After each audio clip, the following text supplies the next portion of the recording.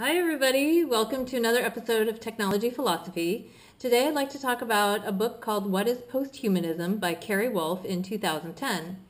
Wolfe means posthumanism as a contrast position to humanism, but not as an opposition or rejection, rather in helping to solve some of the philosophical problematics. He comes at it from the direction of expanding the sphere of moral consideration to include a larger discourse on rights, especially related to animals.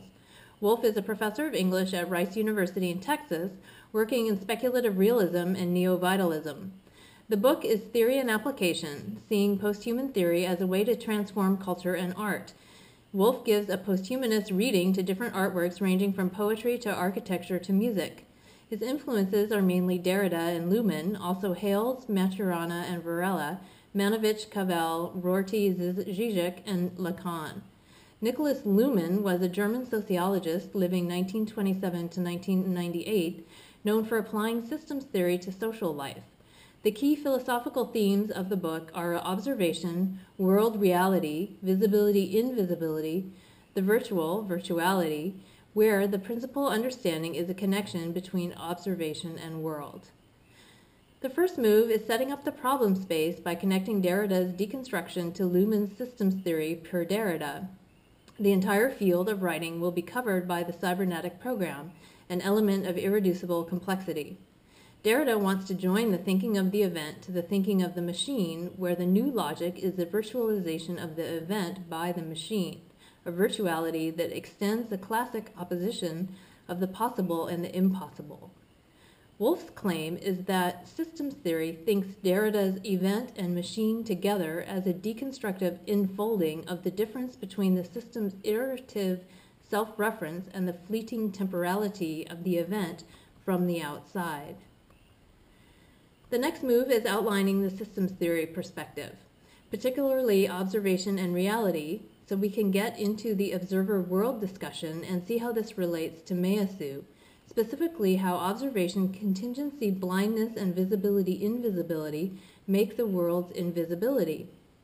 First, regarding system, the world is composed of complexity and different kinds of self-referential closed systems, like the legal system, the education system, and the social system of art.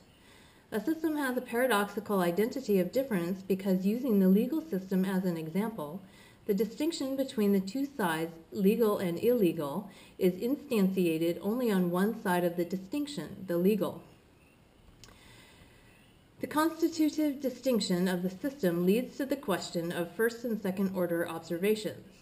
First order observations are distinctions using a schema, but that do not yet require contingency for the observer. Second order observations, on the other hand, provide grounds for including contingency in meaning because they are observations of observations, and see the distinctions, omissions, and blind spots in first-order observation. Second-order observations are Hegelian, reinterpreting the two sides of identity and non-identity, or really here the non-identity of identity and non-identity. The first-order system must remain blind to this identity of difference if it is to carry out its observations. The difference can only be disclosed by another observation that will also necessarily be doubly blind in the same way. All observations are contingent and of necessity blind to their own contingency. What links the system to the world and makes the world available to the system is also what hides the world from the system. Any observation renders the world invisible. The system's connection to the reality of the external world is established by the blind spot of the observation. Reality is what one does not perceive when one perceives it.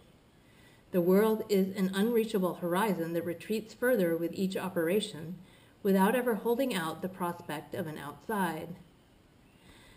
Luckily, art can contribute to solving this paradox of the invisibilization that accompanies making something visible. We're in the situation where the notion of a final unity, an ultimate reality that cannot assume a form because it has no other side, is displaced into the unobservable. To a second-order observer, the world remains invisible, but not to art.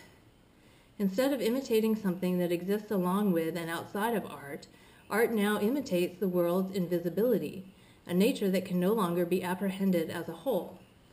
Only through art can we have the observability of the unobservable, and this is a question of form.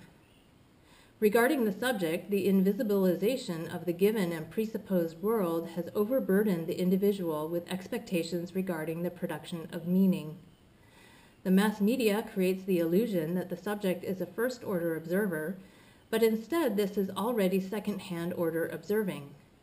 Emerson's solution is focusing on the onwardness of the self's movement, not orienting to some originary state, but towards futurity.